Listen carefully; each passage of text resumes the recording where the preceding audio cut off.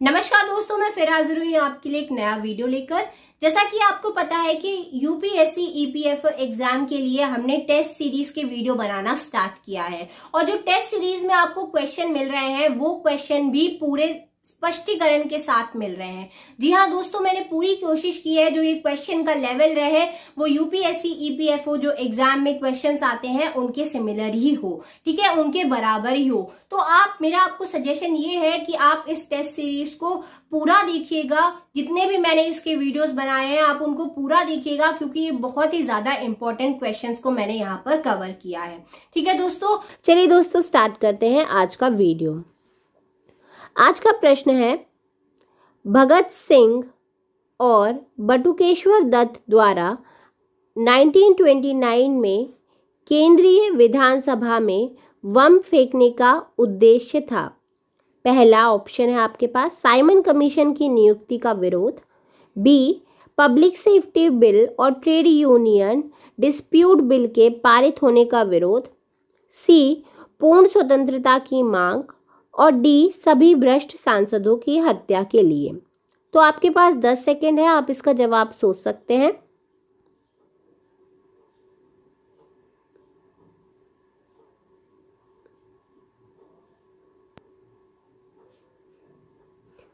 तो दोस्तों जो इसका आंसर है वो है बी, क्या पब्लिक सेफ्टी बिल और ट्रेड यूनियन डिस्प्यूट बिल के पारित होने का विरोध। तो चलिए दोस्तों देखते हैं इसका एक्सप्लेनेशन क्या है। चलिए देखिए, अगर बात करें इसके स्पष्टीकरण की तो भगत सिंह और जो बटुकेश्वर दत्त थे उन्होंने कब 8 अप्रैल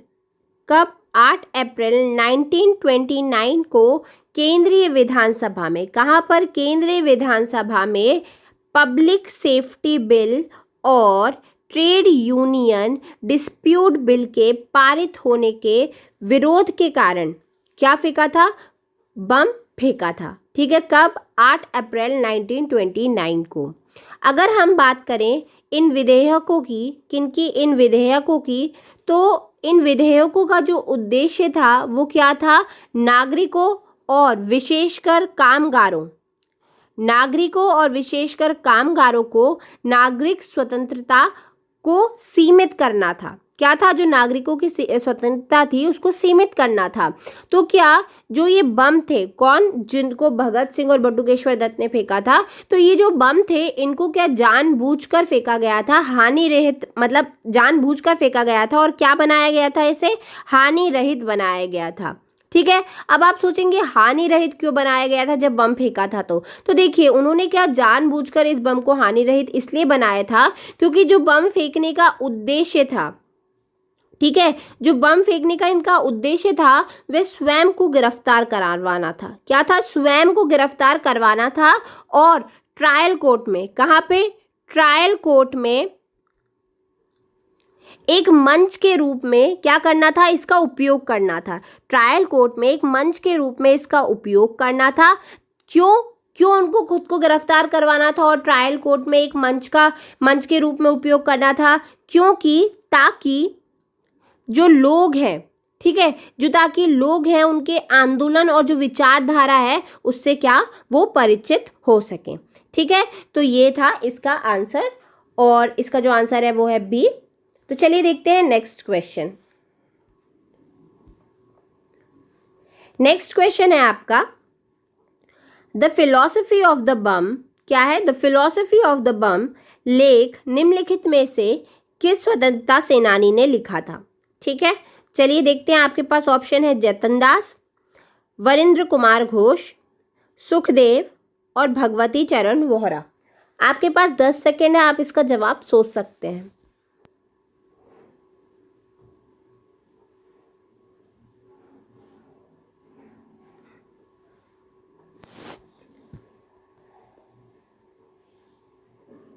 चलिए इसका जो उत्तर है वो है ऑप्शन नंबर डी, भगवती चरण वोहरा। चलिए इसका एक्सप्लेनेशन देख लेते हैं, अर्थात स्पष्टीकरण देख लेते हैं। देखिए हुआ क्या था, गांधी जी ने वायसराय को बम के हमले से बच जाने के लिए ईश्वर को धन्यवाद दिया था। ठीक है, क्या दिया था? गांधी जी ने वायसराय को, किसको? वायसराय को बम के हमले से बच जाने के लिए क्या दिया था? ईश्वर को धन्यवाद दिया था। और अपने लेख, कौन से लेख? उनके खुद के लेख में क्या, जिसका नाम था द कॉल्ट ऑफ द बम। ठीक है, तो इस लेख में उन्होंने क्या किया था? इसके जरिए उन्होंने क्रांतिकारियों के इस कृत्य की निंदा की थी। ठीक है, तो अब गांधी जी के इस लेख के जवाब देने के कारण, ठीक है, मतलब जो इन्होंने लेख लिखा था इसका जवाब देने के लिए चंद्रशेखर आजाद के परामर्श पर, किसके परामर्श पर? चंद्रशेखर आजाद के परामर्श पर किसने? भगवती चरण वोहरा ने। किसने? भगवती चरण वोहरा ने द फिलॉसफी ऑफ द बम नामक शीर्षक एक उत्कृष्ट क्या लिखा था? लेख लिखा था। तो अगर आपके पास आ जाए कि किसकी परामर्श पर या किसके परामर्श पर ये लेख लिखा गया था, तो आप बोलेंगे चंद्रशेखर आजाद के परामर्श पर। ठीक है, चलिए नेक्स्ट क्वेश्चन देखते हैं। नेक्स्ट क्वेश्चन है आपका, निम्नलिखित में से किस कारण वर्ष अक्टूबर 1939 में कांग्रेस मंत्रिमंडल ने इस्तीफा दे दिया था? आपके पास ऑप्शन है, प्रांतीय गवर्नर और वायसराय द्वारा वीटो पावर का व्यापक उपयोग के कारण, केंद्र द्वारा कांग्रेस शासित प्रांतों को बहुत कम वित्तीय सहायता, सी कांग्रेस शासित प्रांतों में आपातकाल की घोषणा, डी भारतीयों से परामर्श किए बिना द्वितीय विश्व युद्ध में भारत के शामिल होने की घोषणा। आपके पास 10 सेकंड है, आप इसका जवाब सोच सकते हैं।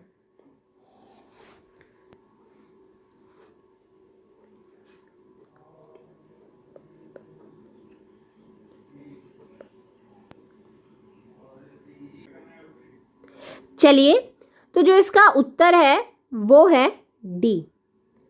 क्या?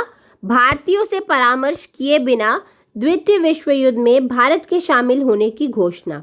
तो ठीक है, ये देखिए, तो इस कारण से क्या, वर्ष अक्टूबर 1939 में कांग्रेस मंत्रिमंडल ने क्या दिया था? इस्तीफा दे दिया था। चलिए अब इसका एक्सप्लेनेशन देख लेते हैं। देखिए क्या था? 3 सितंबर, कब?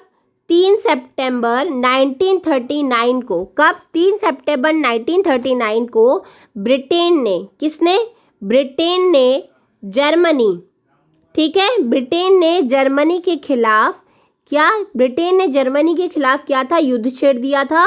और भारतीयों से परामर्श किए बिना, ठीक है, भारतीयों से परामर्श किए बिना ही क्या, द्वितीय विश्व युद्ध में, किसमें? सेकेंड वर्ल्ड वॉर में क्या, भारत के शामिल होने की क्या कर दी थी? घोषणा कर दी थी। तो क्या हुआ था? 23 अक्टूबर, कब? 23 अक्टूबर 1939 को कांग्रेस कार्यकारिणी समिति, कौन? कांग्रेस कार्यकारिणी समिति CWC की बैठक में क्या हुआ था? युद्ध का समर्थन नहीं करने का फैसला किया था। और जो कांग्रेस मंत्रालय था, ठीक है, जो कांग्रेस मंत्रालय से प्रांतों में क्या था? इस्तीफा दे दिया गया था। ठीक है, तो जो ऑप्शन नंबर डी है आपका वो बिल्कुल सही है। चलिए नेक्स्ट क्वेश्चन देखते हैं।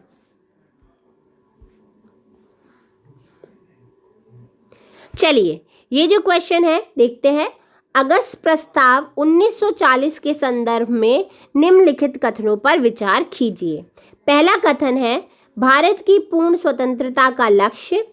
सेकंड है युद्ध के पश्चात संविधान सभा का गठन। थर्ड है अल्पसंख्यकों की सहमति के बिना भविष्य में कोई संविधान लागू नहीं होगा। आपको बताना है उपरोक्त में से कौन सा कथन सही है। केवल दो, केवल एक और तीन, केवल दो और तीन, एक, दो और तीन। आपके पास 10 सेकंड है, आप इसका जवाब सोच सकते हैं।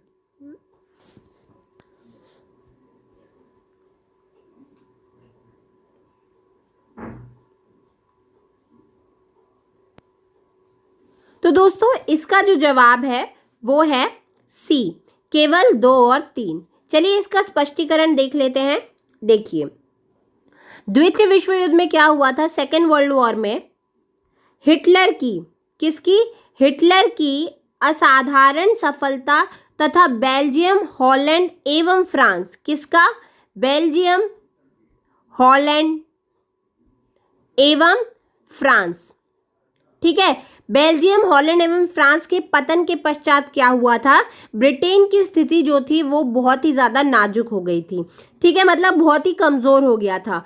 फलतः जो ब्रिटेन था, ठीक है, फलतः जो ब्रिटेन था उसने समझौतावादी दृष्टिकोण की क्या अपनाई, नीति को अपनाया। अब क्या किया उसने, युद्ध में भारतीयों का सहयोग प्राप्त करने के उद्देश्य से, मतलब जो युद्ध था उसमें क्या उन्होंने भारतीयों का सहयोग प्राप्त करने के उद्देश्य से क्या किया था, 8 अगस्त, कब, 8 अगस्त 1940 को, कब, 8 अगस्त 1940 को वायसराय लिनलिथगो, किसके, वायसराय लिनलिथगो,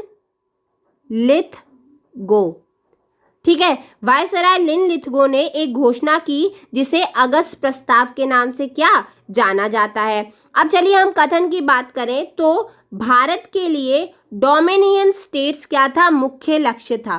क्या था, डोमिनियन स्टेट क्या था, उसका मुख्य लक्ष्य था। इसलिए जो फर्स्ट कथन है आपका वो क्या है, बिल्कुल गलत है। ठीक है, नेक्स्ट, भारतीयों को सम्मिलित कर युद्ध सलाहकार परिषद की स्थापना हुई थी।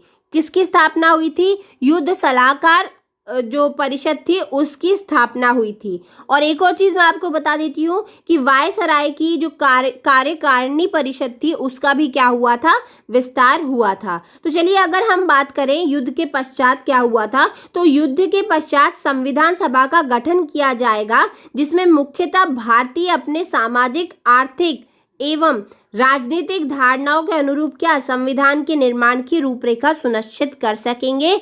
इसलिए क्या है, जो आपका दूसरा कथन है वो क्या है, बिल्कुल सही है। ठीक है, दूसरा कथन क्या है, बिल्कुल सही है आपका। तो अगर हम तीसरे कथन की ओर जाएं तो तीसरा कथन क्या है कि अल्पसंख्यकों की सहमति के बिना भविष्य में कोई संविधान लागू नहीं होगा। चलिए इस कथन को देख लेते हैं। तो ये भी क्या है, बिल्कुल सही है, क्योंकि जो अल्पसंख्यक थे उनको भी क्या आश्वस्त किया गया था कि इनकी सहमति के बिना क्या भविष्य में कोई भी संविधान क्या लागू नहीं होगा। तो अगर मैं बात करूं संविधान की जो रक्षा, मतलब जो संविधान ऐसा होगा कि जो रक्षा होगी वो किसकी, अल्पसंख्यकों के हित की, राज्यों में जो संधियां, किसकी, राज्यों में संधियां तथा जो अखिल भारतीय सेवाएं थी इत्यादि मुद्दों पर क्या हुआ था, भारतीयों के अधिकार का क्या दिया जाएगा, पूर्ण ध्यान दिया जाएगा। इसलिए क्या जो ये लास्ट आपका कथन 3 है वो क्या है, बिल्कुल सही है। चलिए नेक्स्ट क्वेश्चन की ओर आगे बढ़ते हैं। नेक्स्ट क्वेश्चन है आपका 1927 में ब्रसेल्स, ठीक है, ये ब्रसेल्स है, आधा ला लिखना मैं भूल गई। ठीक है, ब्रसेल्स में आयोजित साम्राज्यवाद और औपनिवेशिक दमन विरोध संघ नामक अंतर्राष्ट्रीय उपनिवेशवादी विरोध महासभा में निम्नलिखित में से किस भारतीय ने भाग लिया था। ए ऑप्शन है मोतीलाल नेहरू, बी तेज बहादुर सप्रू, सी वीरेंद्रनाथ चट्टोपाध्याय, डी विठल भाई पटेल। तो देखिए आपके पास 10 सेकेंड है, आप इसका जवाब सोच सकते हैं।